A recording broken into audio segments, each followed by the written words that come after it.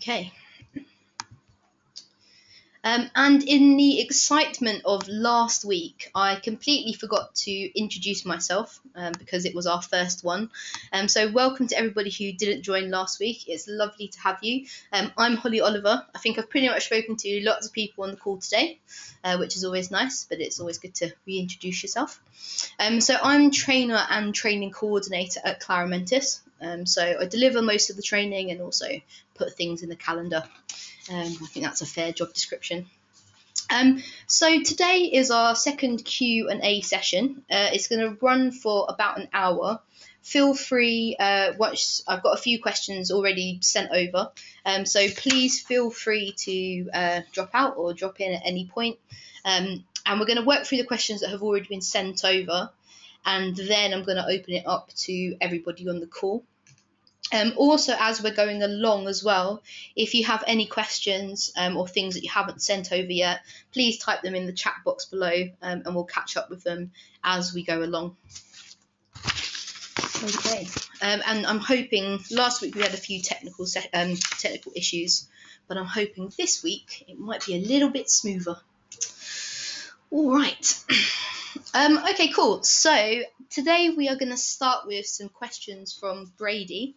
And the way we go about this, or way I go about it, is I'm going to unmute you for your questions, just in case there's any bits I haven't really understood, or anything for you to elaborate on. So I'll unmute you for that time, and then mute you back again. So let's unmute Brady. Who's muted, so hopefully you can hear me. So let's get started. All right, so the question from Brady today is about extranets. We've also got a question on metadata as well, and metadata is one of my favourite things, so we'll do that last, be something to look forward to. So we're going to start with extranets. And talk a little bit about what they can be used for and how you can set them up within Claromentis. So I'm just going to go to the applications menu and to the admin panel, and we're going to go to the extranet panel here. So what are extranets? So within Claromentis itself, it's possible for you to create extranet areas that house different groups of users.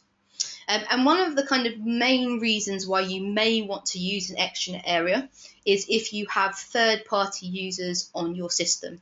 So typical one may be, contractors, people that are in and out of the office and don't necessarily need to communicate with each other, but need to communicate with the main people in your organisation.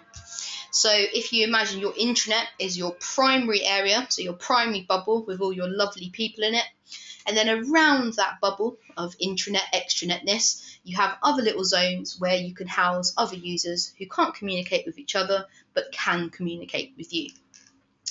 And I think one of the things that Brady's company work with is recruitment. So one of the things that you could kind of think about is if you do have people from, lots of external contractors, how can they use the intranet as well? So yeah, that's really extranet's main purpose, to house third-party users and ensure that they don't talk to each other, but they can still talk to you. So everybody's intranet has an extranet in it. Stay with me, we'll get there. So your intranet, the place where all of your users sit, if you're not using extranets in general, is called the primary area. And the primary area is the main hub, so it's that main bubble where all of the people sit, and you can see all the extranet areas and you can talk to everybody. So you're the main bit, and that's the primary area, which you can see, and you will see if you go to your admin extranets panel. So your extranets panel may look a little bit different. If you notice on the right hand side over here, I've got this ability to add a new area. So the other part of having extranets on the system, oops, it just jumped me back a screen. Let's go back there. There we go. The other part of having the extranets on the system is licensing. So we have intranet users, which is 9 times out of 10 what your user license covers. And then as a sub kind of category of that, you can have extranet users as well. So if your Claromentis license doesn't have any extranet users in it, you will be able to get to this panel, but you won't see add a new area over here. So that's the first thing to note in case you want to try this out at any point. And you can add additional licenses if you want to, or you can move a couple over from your intranet to your extranet license, etc. So I just want to explain why you might get here and not see that green plus icon. So what we're going to do is we're going to create an extranet area, and then I'm just going to show you how you would use it and how it would be seen. So effectively, when we add a new one, what we're doing is we're creating an area that we can pull through into a permission box. So let's call this something like third party. It's not very original, but you get the gist. So you can see, first of all, we've got our area name, which works fine. Then we've got read only, so the ability for those people to only read information on the internet. And then we've got a description of the area. So anybody who's kind of done a bit of training with me, it's always good to add a description wherever you see that box. Because of the nature of Claromentis and the kind of customization of words and naming culture, descriptions just help people understand generally what's going on. So you might say something like area for our third party users. Okay. And then at the bottom there, you've got an area for logo. Now, what this can do, if your design allows it to, is to change an area in the heading to include the logo for this extranet area. So when these people sign in, they'll see a customized logo in the header.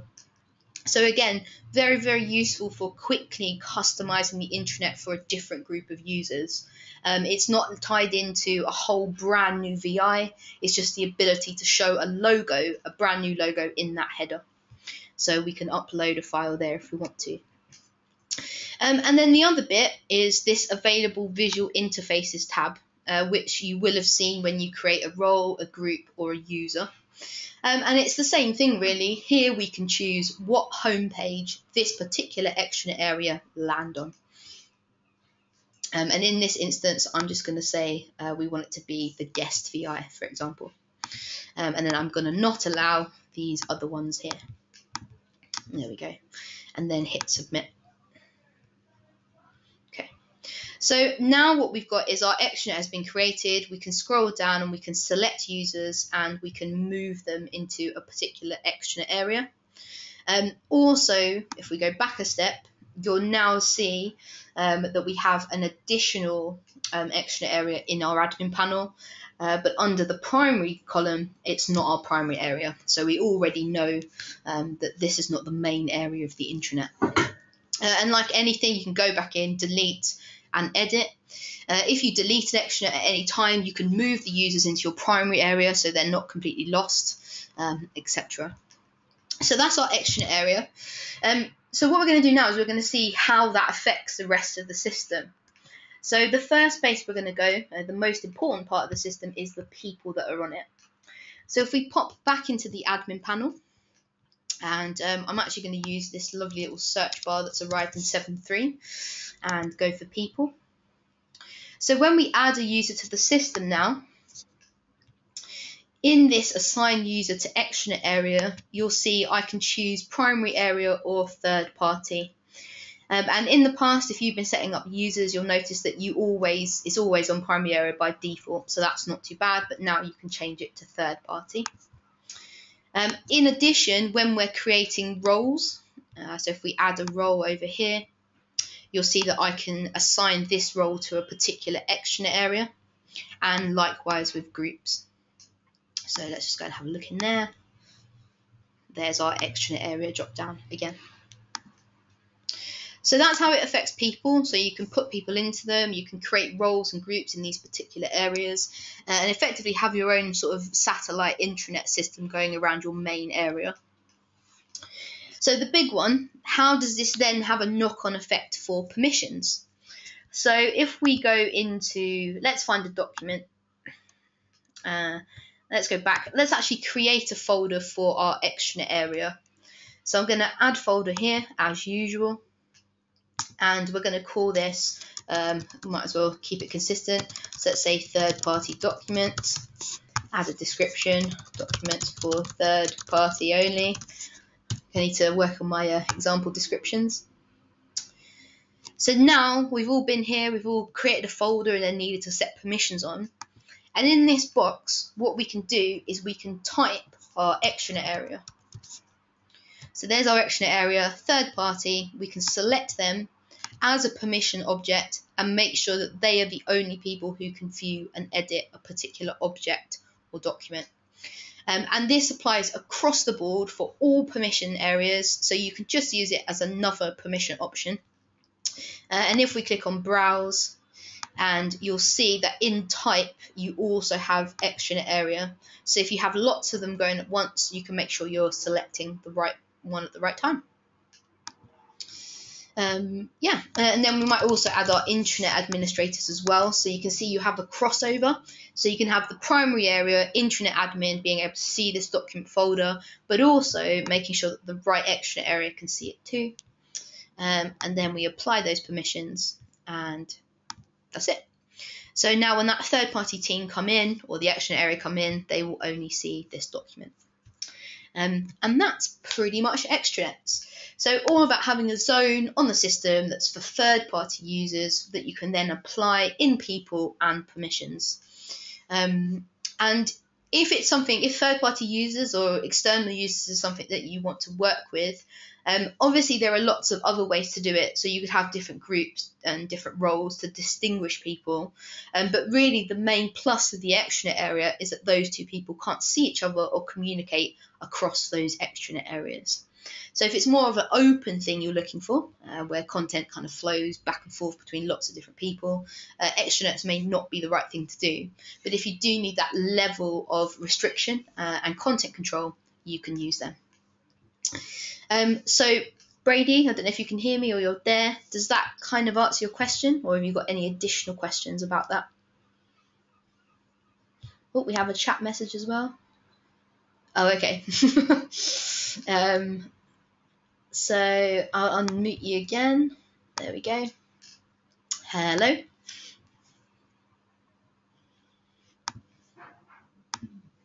Okay, we'll give you a couple of minutes. If you can hear me, Can you hear me? Yes, I can. Hi. Oh, okay. Sorry. I think I muted myself and didn't unmute myself. Sorry. That's okay. Sorry, I'm going mad with the mute button too, so it's all good. Yeah, that answered a lot of my questions.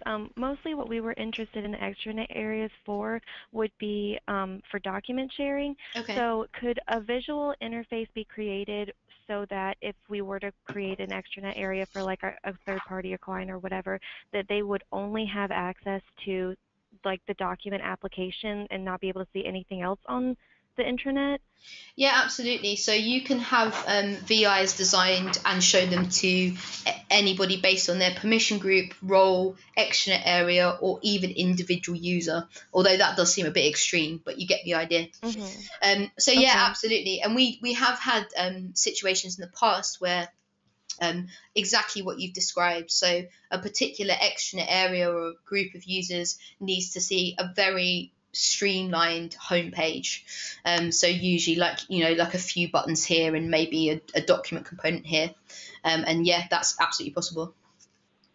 Okay, and then one other question I had was, right now we've got it so that our users are pulled from an Active Directory, like from an all staff list. Yep. If we wanted to have an extranet area and bring in those third party, but they weren't a part of that Active Directory, then how could we create, the profiles for them, or how would that work with syncing with the Active Directory every day? So on the system itself, if you use Active Directory, you can use a mix of LDAP accounts and local Claromentis accounts. So just like you can use Active Directory groups and local Claromentis account groups, you can use both of them. So what you'd have to do is create user accounts for all of those extranet area users, and then they would simply just sign into Claromentis. There wouldn't be any sync involved. And as long as your license allowed it, all the Active Directory sync is concerned with is your LDAP accounts. So it wouldn't overwrite them or anything like that. It would just add them as long as the license allowed it to. Oh, okay. All right. I think that's all that I really had questions about. Thank you. Perfect. Also, I think did you also send over a question about metadata? Yes, I did. I Okay. just don't really know how to use it best, and just wanted kind of an overview, nothing really specific. Okay, yeah, no, cool. Well, so we'll do that now. So I'm just going to make my screen a little bit bigger. Okay, so the questions here was about metadata, how to use metadata, where it's displayed, is it searchable, and the metadata admin panel in general. So I think, not that I'm biased in any way, that metadata is one of the easiest and cleverest ways to really start to make your intranet your own.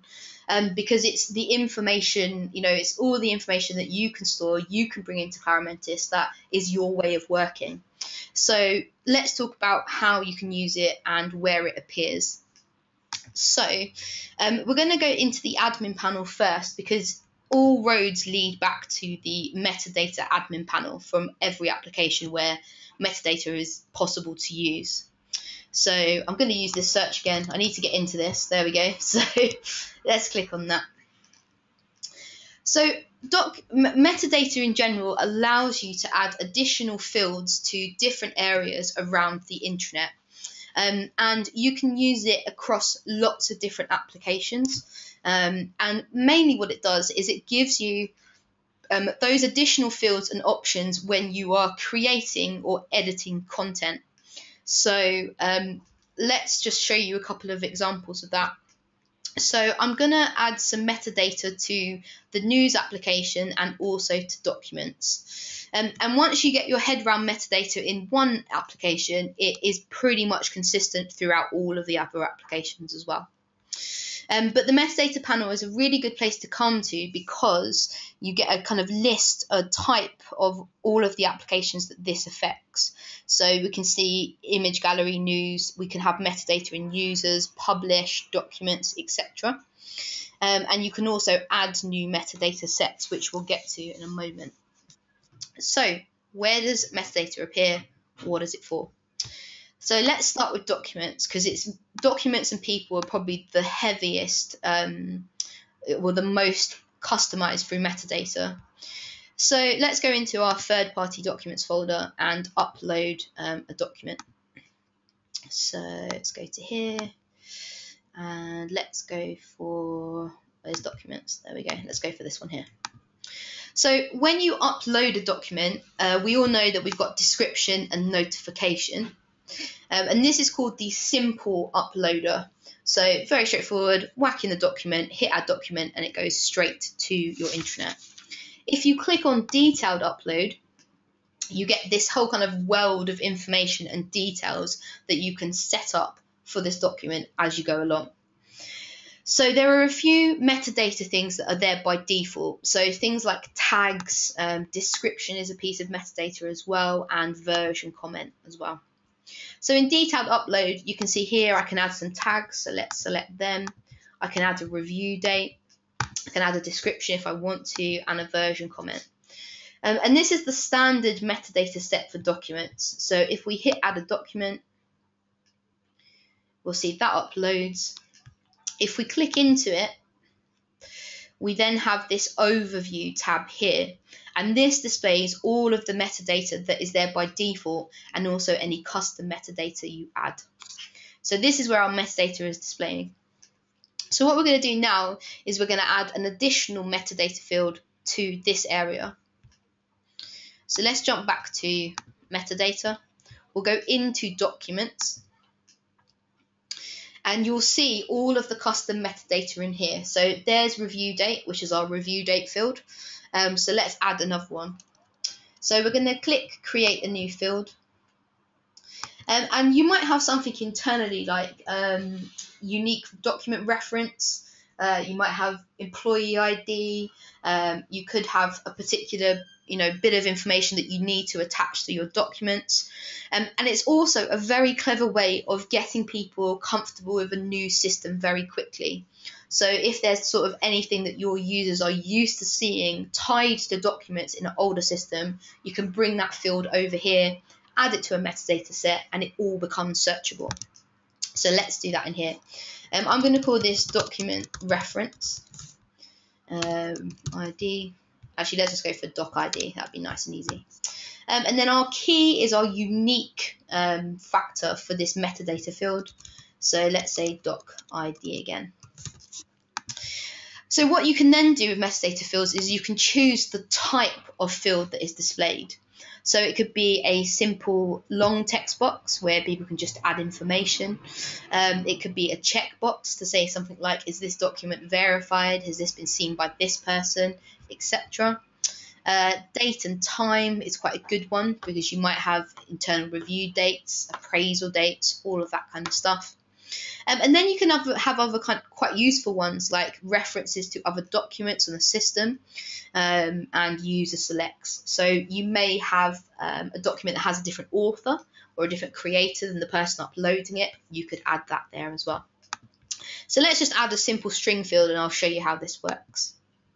So we're going to add a string field, single line text input.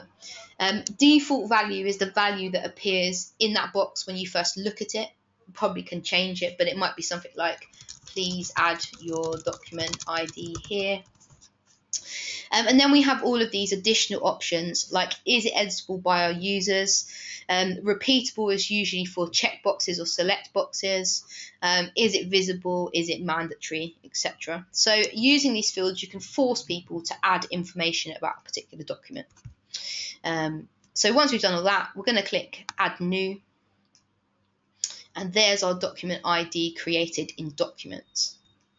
So now if we go back to upload another document, so let's pop into there. Let's create another one. I've got to try and find a new file. Let's go for a happy image. This looks good. Click Open. If we click Detailed Upload now, you'll see that in our Details area, which holds our metadata, we now have doc ID, which is that custom field that I've just created. So now people can enter information into there and then that becomes searchable. So it's kind of like a unique piece of information that's custom to you that you can pull through here. So let's say 007, let's give it a date, and then add that document. And what we'll see when we click on the image or the document that it is, over here in overview, you'll see your unique metadata from this point. So it's pulled through that metadata set into documents, giving you a new field to add to, and then that also becomes searchable up here and in documents. So that's metadata in documents, and the process is very similar for every other area. I'm just going to have a quick check of my GoToMeeting because I can see it bouncing away down the corner. Let's have a look.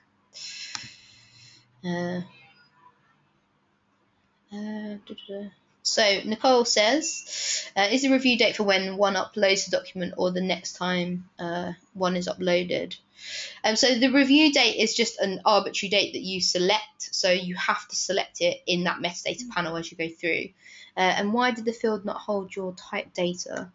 Do we mean the default value? Oh, that's a very good point. Why didn't that come up? Let's try another one. Let's try that again. We may have discovered a dreaded bug, but let's try something else. So let's go for something like, I don't know, keywords, just as an example, although we have tags and that kind of thing, so it's not a great one, but let's try a different size of box. Let's go for that.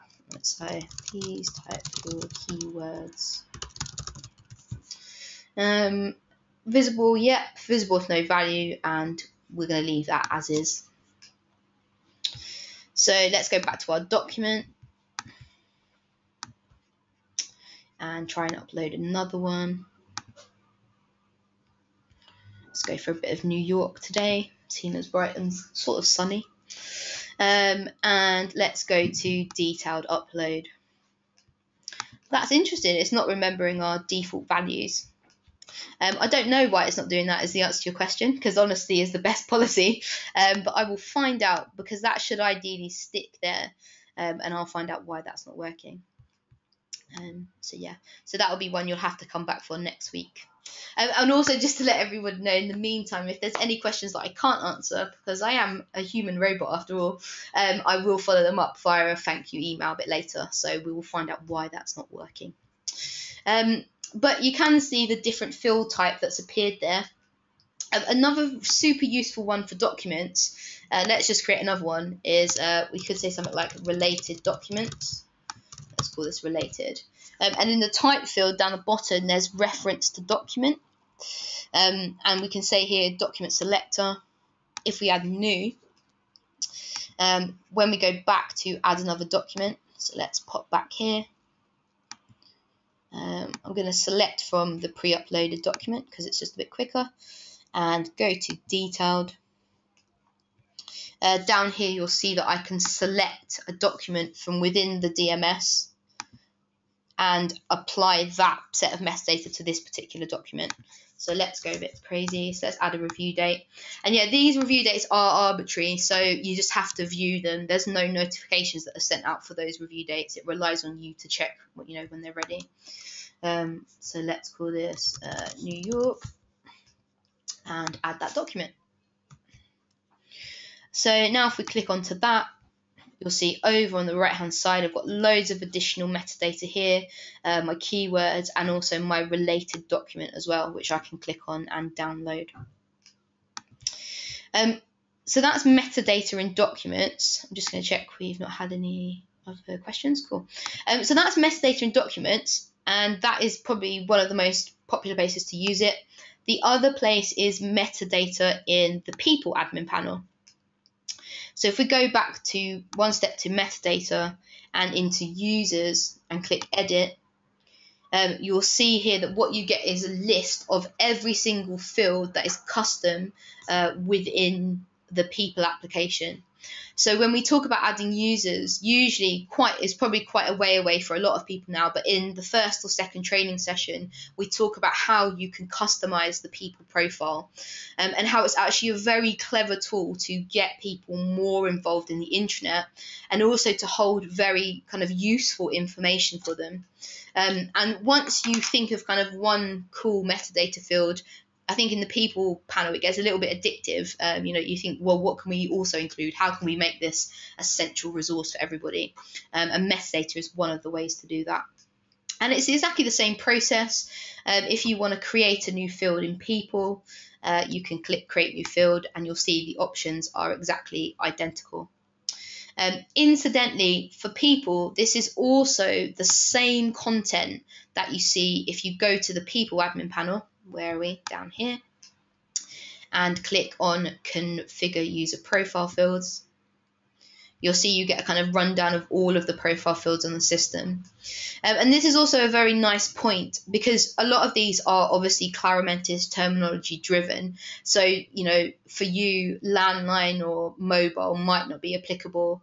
So you could delete that or modify that. You might not want interests. You might want something more relevant to you. And I've seen metadata profiles that are massive, mainly because another quite cool thing about it is that on top of customizing the profile, you can also control each field, and this is just in people, you can control each field by permissions. So you might have something like employee ID, you may have payroll number, etc. And that is only accessible by your admin team and your HR group. And another reason it's really nice, because there are loads of them, is that not only can you customize the people application and then control those fields by permission, so it becomes a good resource for loads of different teams, but you can pull these profile fields, if you use InfoCapture, into an InfoCapture business process management form. So we could create forms and processes for people that when they came into it and hit submit or report or whatever you want to call it, the forms that they see would be filled with all of the right and relevant data for them, making that whole kind of process a lot more streamlined and a bit more friendly. So people metadata is absolutely lovely for lots of different reasons. And if you can or think of a way to use it, I would recommend that you do. Okay, so that's people. done. So just really to look at where else metadata appears. So you can see here that we've got image gallery metadata if you use the application. We've then also got news. And if we edit news, you'll see, let's create another field. And let's maybe call this something like, I don't know, what might we want the new, maybe something like image credit. So let's say, say image, say image credit. Actually, we'd probably say photo credit, wouldn't we? And let's just call image source. And we're going to have a string field and single line text, and then add new. So we're adding this to the news metadata set, which means when we go into the news application, we create an article. You've got this little tab back here called metadata. When we click onto that, you'll see your source, this is already there, and we'll also see the additional field we added. So again, if there's anything that you want to include, or the way that you work means you need to include more information in a particular area, metadata is the way to do that.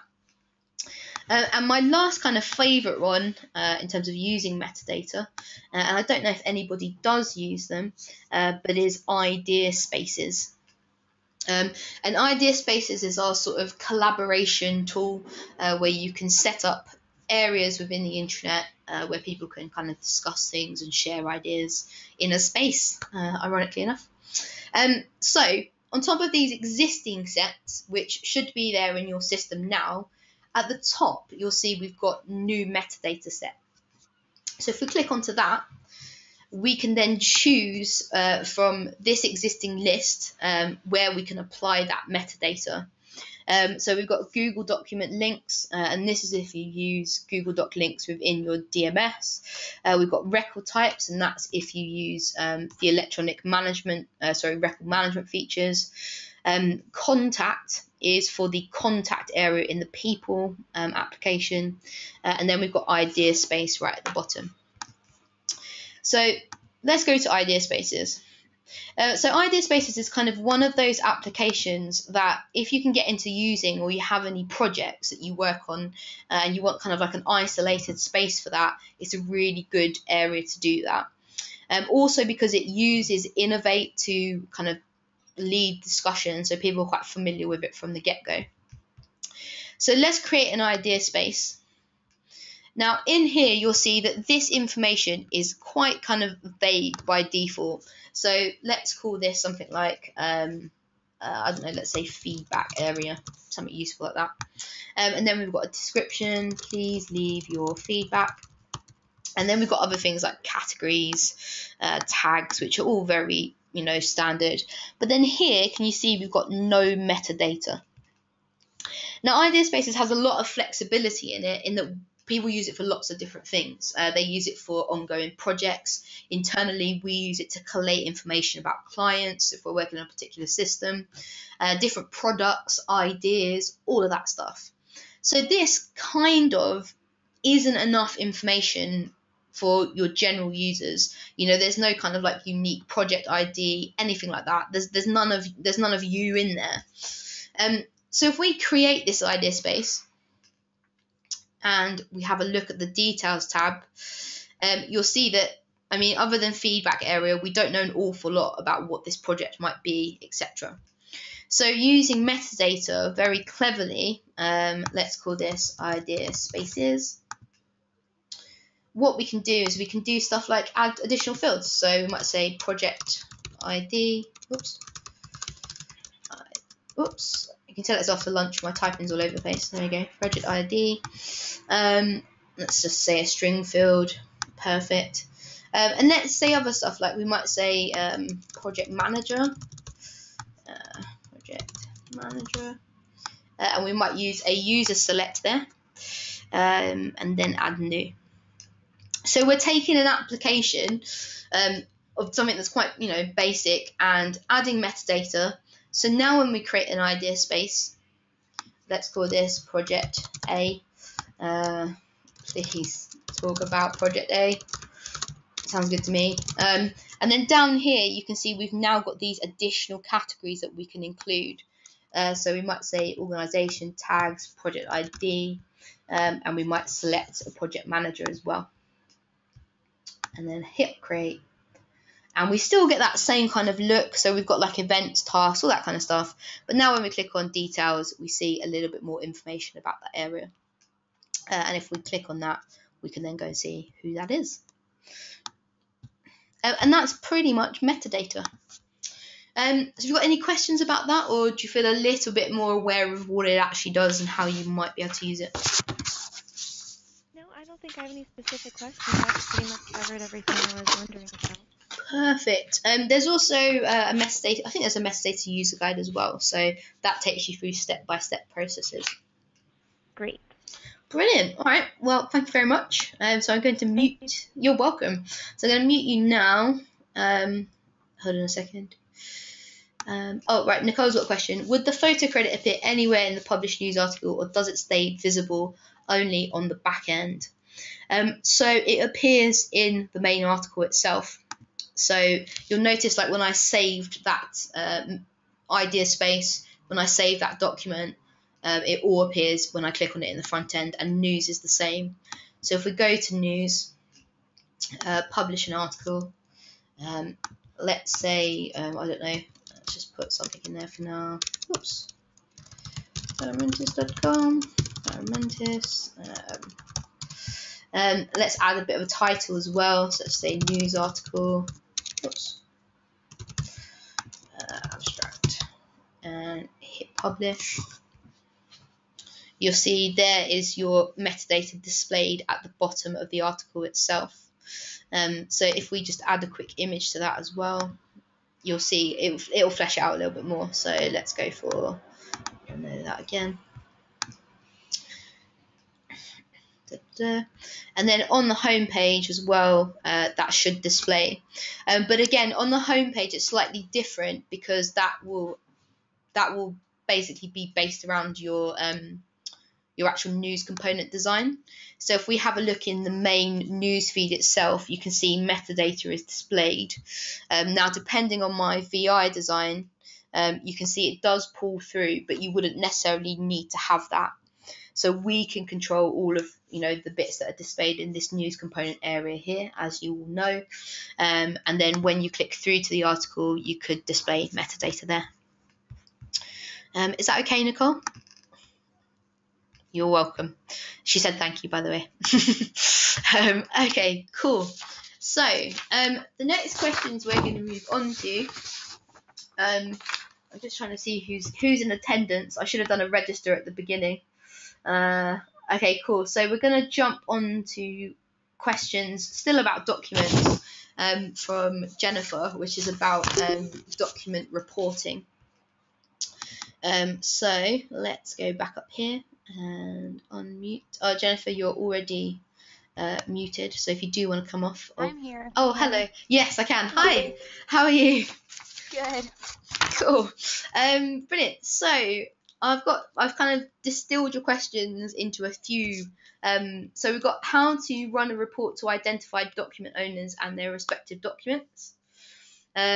Report on document statistics by folder and build reports tailored to individual document folder owners. And then we've kind of got a bit of a question about automatic reports and that kind of thing.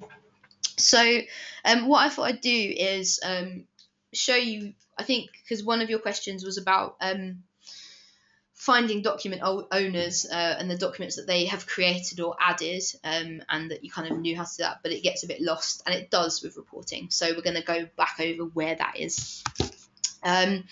Cool. So all of document reporting can only be done from the document admin panel. So we're going to admin and into documents. To this lovely text-filled admin panel. So in here, and if you haven't had the chance to look through with a bit of time documents control panel, it's full of lots and lots of useful things. So obviously we've got utilities and configuration. There's our ever-present metadata, which simply just takes you back to the metadata admin panel. You've got some statistics as well, which I think are really good to keep an eye on the size of your documents. And then a few other kind of additional features over here. So document reporting is broken down into two areas. We've got documents permission reports, which allows you to run a permissions view for a particular user on the system, so we can see what somebody has access to very, very quickly. So that's the first one. And as always with our reporting, you can always export to CSV and all of that kind of stuff. This particular report is very, very useful if somebody is saying that they can't see or do something with a very particular document. You can just very, very quickly find out what they can and can't do in different areas, and you can see that down there. So the other side of reporting is probably the one that we're a little bit more interested in today, which is document reports. So in here are lots of different links to different areas within documents, and a lot of it is probably stuff that you may not have touched on yet, or you may not have even known that we kind of have. So the reports, so we've got summary workflow reports and workflow reports in general. So as a part of the document management system, you also have the ability to apply a workflow to a particular document. There is a user guide on that, and it's one of those ones that you do probably need a little bit of support on, so we would recommend a bit more kind of in-depth training on that. But those two at the top are for that. So if you use workflow, you can run reports up there. And so the next kind of 4 reports, because these are all linked to different kind of reportings, you can see are all about number and size of documents, folder structure, etc. So the first one is run a report to identify document owners and their respective documents. So let's have a look at this first report here, which is the number and size of documents by record type. So another feature of the document management system is electronic record management.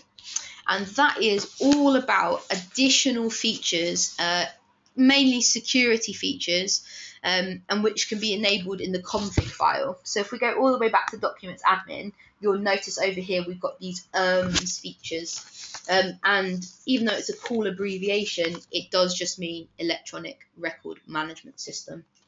And this can kind of give you additional security features. It's the area that allows you to add Google links to documents, and it also gives you enhanced security levels in terms of permissions and other kind of cool little bits and pieces. There is a kind of quite nice, concise user guide on features, so I might send that over included in my email as well, because it's quite a good read. So that's what that report links to. So you can see size of documents and electronic records by record types, and also the focused areas on our particular documents.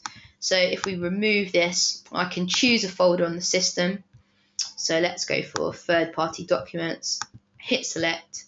I can choose my date created from and last modified for my particular documents, and I can hit view, and it will give me a list of the record type, the number of documents, and the document size of that particular folder.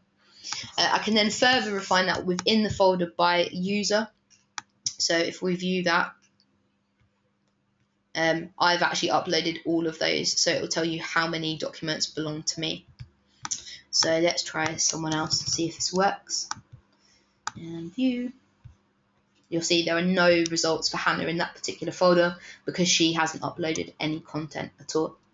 So as well as having this ability to kind of have a quick snapshot of the number of documents in a folder and the document size, you can also then further refine that in individual folders by user. I also think, let's remove that and add me. What happens if we don't select a folder? Okay, if we don't select a folder, it will just give you a count of all of the documents that that person has uploaded on the system. And then in terms of that information, that really is it. So it's just a simple count and a record type and document size. So that's the first report. The next one, which is quite useful, is detailed reports on documents and folder structure. And again, you can see this just gives you slightly more information down here. So let's view that. I'm not going to select a folder, I'm just going to go for me. It then gives you a little bit more information about the specific documents itself, the size, the date it was created, last accessed, etc. So it's probably I'm a bad example, but if I add, I think I might have added some documents under this. So let's select that. And yeah, you'll see what folders that user has created and also the documents they have uploaded. And then you can specify a folder as well. So let's say, right, we want to see what Claromentis admin has done within user guides. We can hit view and it will probably say just that particular folder they created. And again, unfortunately, it just gives you the report. You can't kind of click and link back to these documents from here.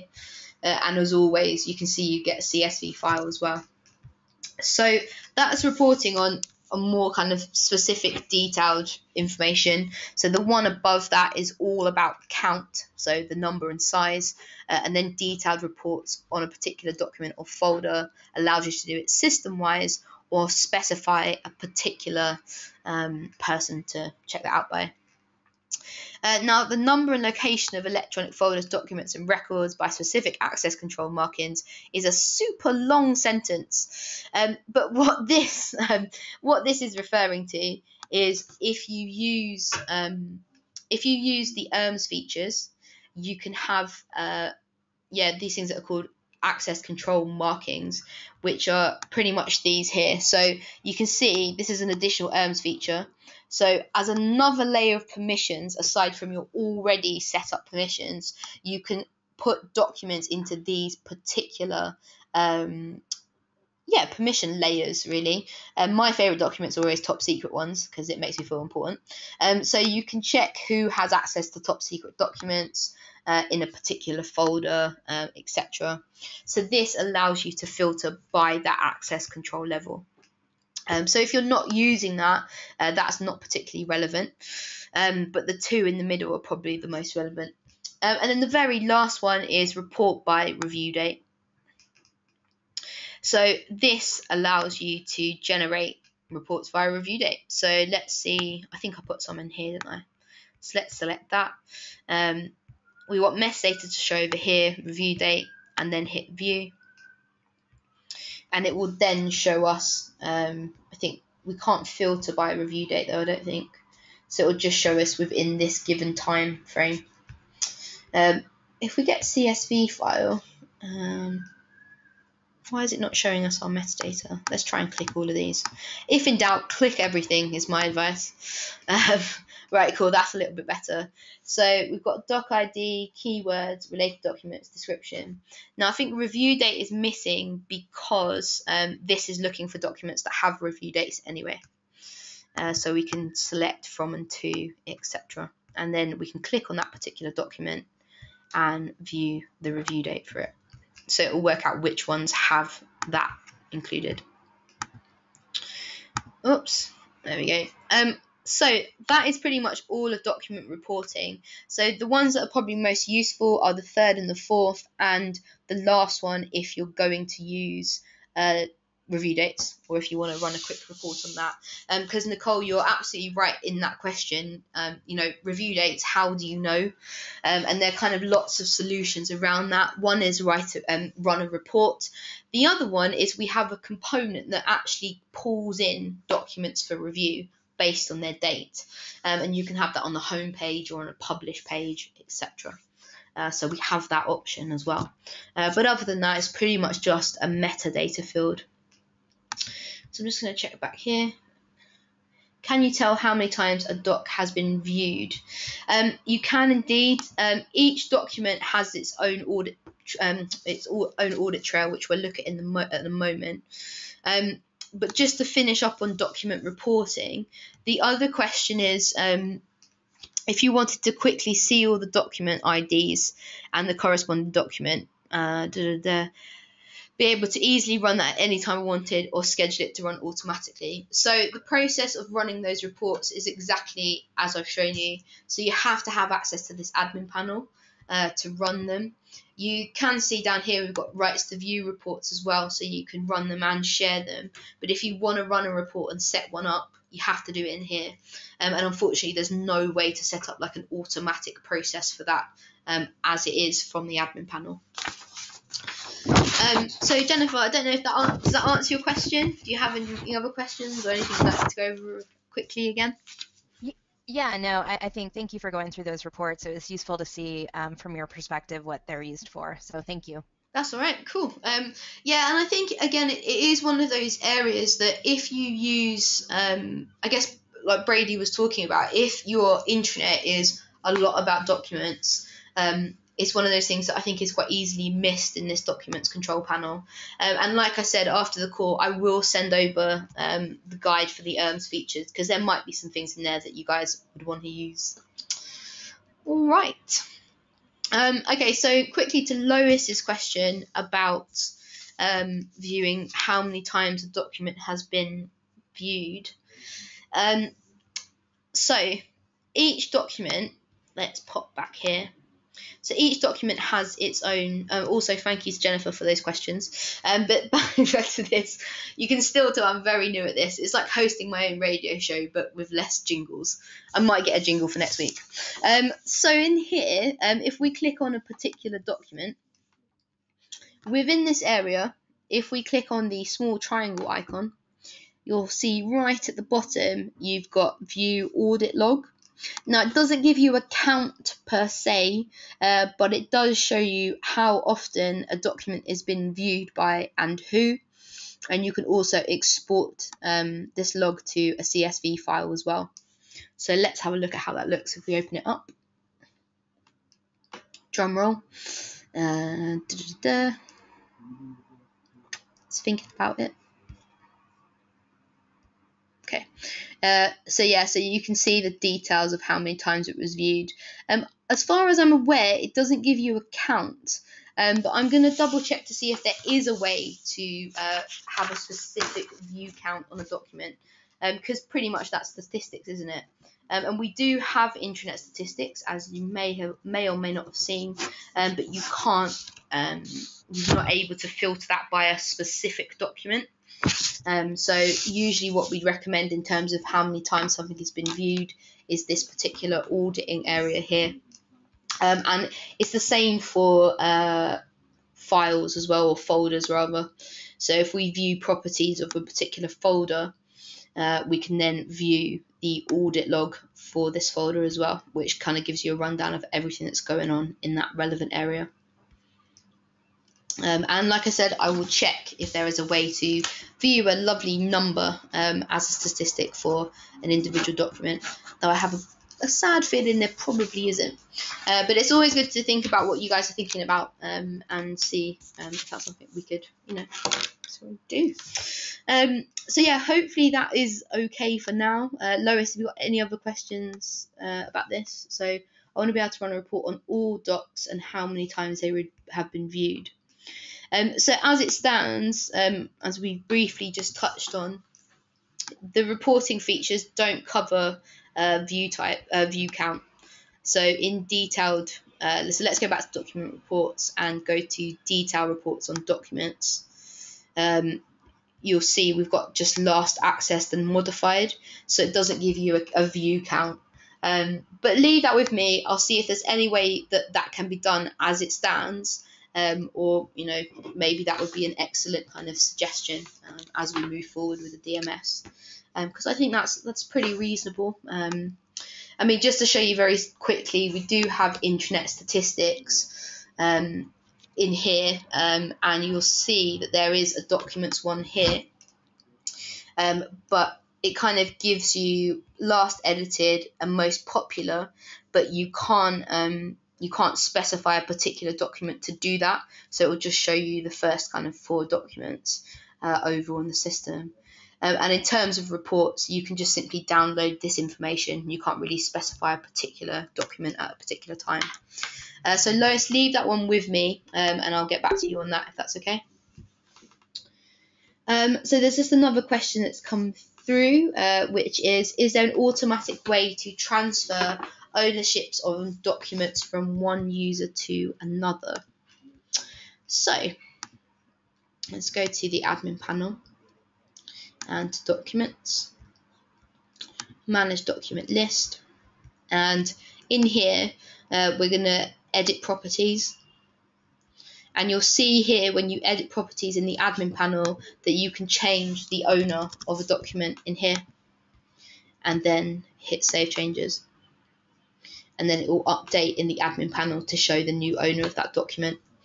And the only way you can change that is from the admin panel itself. Hey, Holly. Hiya. Oh, I didn't mute you, did I? I forgot. I just unmuted myself. Okay. Is there a way to do that for all of the documents at the same time, or is it a one-on-one kind of thing? I think, let me see if memory serves me right. If we go to clipboard. Yeah, okay, cool. So it's one of those things. There it is. Yeah, so change owner. Somewhere.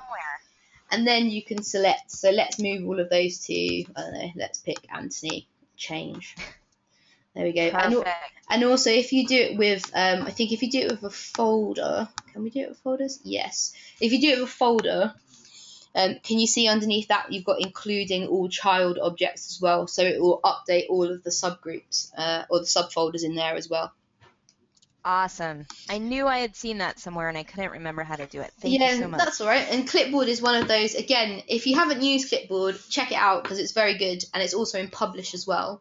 And the other thing just to note about changing owners of stuff in general is if you do have a case where anybody leaves the system or you need to like change a user account, when people are removed from the intranet, you can actually assign all of their objects and documents over to a new user on the system. So if for whatever reason that might be, I know this is probably just because people updated a document a long time ago, all that kind of stuff, but you can also do it on delete. And another thing just to flag about changing of owners, because this is something that comes up quite a lot actually, is that you can also change the author of a news article. So if anybody out there posts on behalf of somebody else, it's possible in the news admin panel to change the owner of an article as well. So I'm going to stop looking for it and type news. And in here, so let's go for this one. In additional options, you can change owner here as well. So we can shift that very quickly and you can post news on other people's behalves. So if you do that, you'll see that creator has changed. And if I go to the home page, I am now responsible for that article. So yeah, okay. Cool. So we're kind of a minute over, but I just want to see if anyone has any additional questions, any quick questions before we jump off the call. I'll give you a couple of seconds to type away. And whilst any questions do come up, just to say we are trying to, as you may have noticed, run these on a weekly basis. So if there's any questions I don't get to this time, I will try and get to them next week. If not, I will always follow up any questions that you've asked or need to know via email. Also, any questions that would be useful for everybody, I'll send you a thank you email with lots of info in it. So cool. Everybody reasonably happy? I hope so. It is a Tuesday morning / afternoon. And cool. And yeah, thank you so much again for joining us. I think it's so good to be able to talk to you all and answer any questions. And just a reminder that we are updating, we're advertising these on Discover, but we are also trying to get our community site moving again. So if you don't have a community account, I'll send you the link in an email about how to open one up. Any suggestions, feedback or anything, we're going to start putting it in there and getting it dealt with. So just a kind of reminder for that as well. But other than that, thank you so much for your time. And any questions in between now and next week, feel free to email me and the video will be up.